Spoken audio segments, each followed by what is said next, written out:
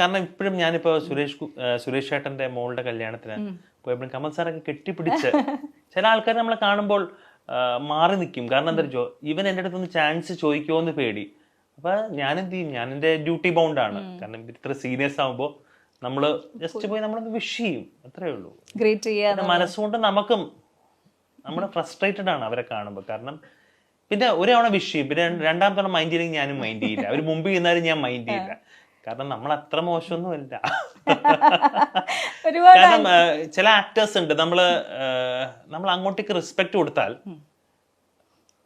Mind ചെയ്യില്ല. നമ്മള് ഒരു തവണയും കൂടെ നമ്മൾ അങ്ങോട്ടേക്ക് റെസ്പെക്ട് കൊടുക്കും, പിന്നെ മൈൻഡ് ചെയ്യില്ല. പിന്നെ ഞാൻ അയാളുടെ മുമ്പിൽ പോയി നിൽക്കും, ഞാൻ മൈൻഡ് ചെയ്യില്ല ആള്. രസം അത്.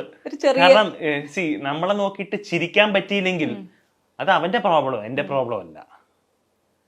മനസ്സിലായി? ഇപ്പൊ ചില ആക്ടേഴ്സിനെ ഞാൻ കരുതി, എനിക്ക് നല്ല ഫ്രണ്ട്സ് ആരും ഇല്ല. ചില ആക്ടേഴ്സ് കെട്ടിപ്പിടിച്ചിട്ട് എന്താടാ നീ എത്ര നാളെ നീ എന്നെ വിളിച്ചോ.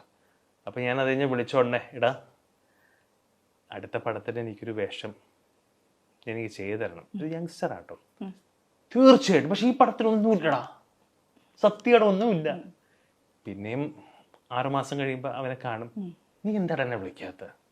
എടാ അടുത്ത പടത്തിൽ വേഷം എനിക്ക് ഇവിടെ ഉറപ്പായിട്ടും. പിന്നെ ഞാൻ മനസ്സിലാക്കി, ഞാൻ അയാളോട് ചോദിച്ചിട്ട് കാര്യമില്ല. അപ്പൊ ഞാൻ എന്ത് ചെയ്തു, ഞാൻ അയാളോട് ചോദിക്കും, എടാ നീ എന്താ എന്നെ വിളിക്കാത്ത? അത് രസമാ, നമ്മളെ കണ്ണിന് കണ്ണു കൊടുക്കുന്ന. കാരണം വേറൊന്നുമല്ല, അയാൾ എൻ്റെ അടുത്ത് നോർമൽ പ്ലെയിൻ ആയി കഴിഞ്ഞാൽ ഒരു കുഴപ്പമില്ല. അയാൾ എൻ്റെ അടുത്ത് ഇങ്ങോട്ടേക്ക് വന്നു, എടാ നീ എന്താണ് എത്ര നാളായടാ. നമ്മളൊരുമാതിരി തേക്കുമ്പോൾ നമ്മൾ തിരിച്ച് ഹെവി ബംഗാളി തേപ്പ് കൊടുക്കും നമ്മൾ. അതാണ്. കാരണം ഇന്നത്തെ കാലത്ത് ശരിക്കും പറഞ്ഞാൽ സക്സസ് എല്ലാവരുടെ അടുത്തും വരുന്നൊരു ഫോർമുല അല്ല. നമ്മൾ ആ ഫോർമുല നേടിയെടുക്കാൻ അവരും ഒരുപാട് സ്ട്രഗിൾ ചെയ്തിട്ടുണ്ട്. നമുക്കതിന്റെ ഭാഗമാകാനേ പറ്റും. ഇപ്പൊ ഇത് മനസ്സിൽ തട്ടിയാണ് ഒരുപാട് പറഞ്ഞതെന്നറിയാം. ഇതുപോലത്തെ ഇൻസിഡൻസ് ഒരുപാട് ഉണ്ടായിട്ടുണ്ട്. ബാക്ക് സ്റ്റാബിംഗ് ഒക്കെ ഈ പറഞ്ഞ പോലെ ഈ ഇൻഡസ്ട്രിയുടെ ഏറ്റവും വലിയൊരു പ്രോബ്ലം ആയിട്ട് ഒരുപാട് പേര് പറഞ്ഞിട്ടുണ്ട്. അതിന്റെ വിക്ടിം ആയിട്ടുള്ള ആൾക്കാരാണ്. അങ്ങനെ എന്തെങ്കിലും? ഞാൻ വിക്ടിം ആയിട്ടൊന്നും ആളൊന്നുമല്ല. ഞാൻ അതിനെ ബാക്ക് സ്റ്റാബ് ചെയ്ത എനിക്ക് പ്രശ്നമൊന്നുമല്ല. കാരണം ഞാൻ ശരിക്കും പറഞ്ഞാൽ ഇതിന്റെ തുടക്കമൊക്കെ ചെയ്യുമ്പോൾ ഞാൻ ഈ ബാഗൊക്കെ പാക്ക് ചെയ്ത് ഞാൻ ഇവിടുന്ന് കേരളം വിട്ട ആളാണ്. ഞാൻ കേരളം വിട്ട് എത്തിയിട്ട് ആൾക്കാർ പറയില്ലേ, നമ്മൾ ഇവിടെ ഒരു സ്ഥലം വിട്ട് നമ്മൾ വേറെ സ്ഥലത്ത് പോകും. ഞാൻ വേറൊരു സ്ഥലത്ത് പോയി. ഞാൻ മനസ്സിൽ, കാരണം ഞാൻ എന്തായാലും ഞാൻ ജനിച്ച് വീണത് സിനിമയിൽ മാത്രമല്ല, എനിക്കൊരു കൈത്തൊഴിലും കൂടെ ഉണ്ടായിരുന്നു. അപ്പം അങ്ങനെ നമ്മൾ ഫ്രസ്ട്രേറ്റഡ് ആയിരിക്കുന്ന സമയത്തെ നമ്മൾ മൊത്തത്തിൽ ഈ ആൾക്കാർ നമ്മളെ ചോദിക്കും, ഏതായാലും അടുത്ത പടം ചോദിക്കും. ഇപ്പം ദുബായിൽ നിന്ന് ആൾക്കാർ വരുമ്പോൾ എപ്പോഴാണ് തിരിച്ചു പോകുന്നത്? അതായത് ആൾക്കാർ ലീവിന് ഒരു ജോലി ആയിട്ട് എപ്പോഴാണ് നീ ജോലിക്ക് പോകുന്നില്ലേ ചോദിക്കുന്ന പോലെ. അപ്പൊ നമുക്കിതൊരു ഭയങ്കര പ്രോബ്ലം ആയിട്ട് വരികയാണ് ചോദിക്കുമ്പോൾ. അപ്പൊ ഞാൻ ഇത് ആദ്യമേ പ്ലാൻ ചെയ്തിരുന്നു. ഞാൻ പതുക്കെ ഓരോ കാര്യങ്ങൾ പഠിക്കാൻ തുടങ്ങി. അപ്പൊ കുറച്ച് നാളെ ഞാൻ മാറിയിരുന്നു.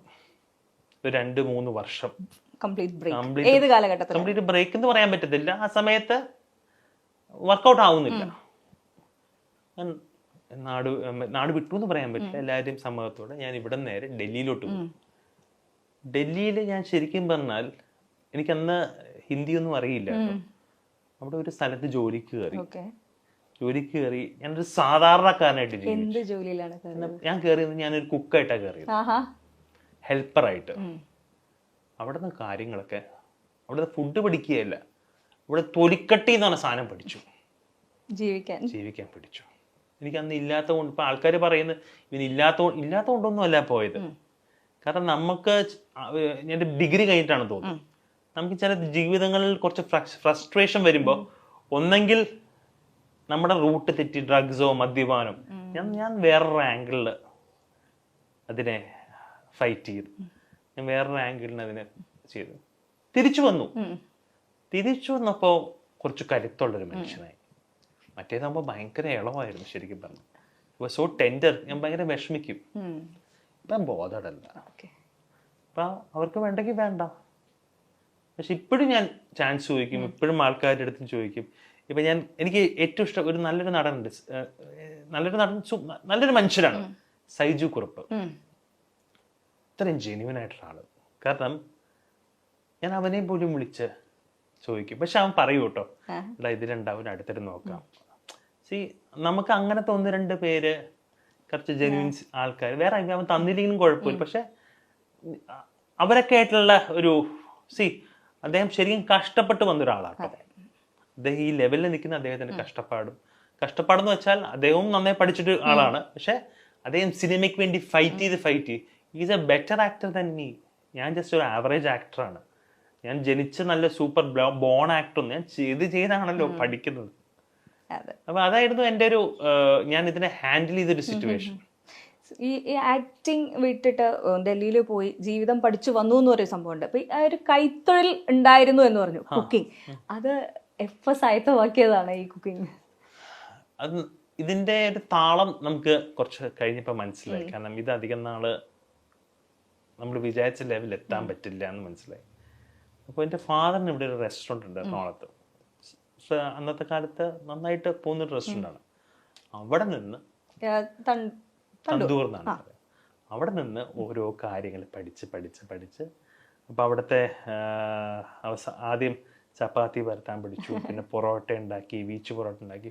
ഇപ്പൊ ദൈവം സഹായിച്ച് നാളെ ഒരു ബിരിയാണി കട ഇട്ടാലും 10 കിലോ ബിരിയാണി സ്വന്തമായിട്ട് ഉണ്ടാക്കാം, കണ്ണടച്ചുണ്ടാക്കാം. അപ്പൊ നമുക്കൊരു സ്റ്റാൻഡ് ബൈ വേണം.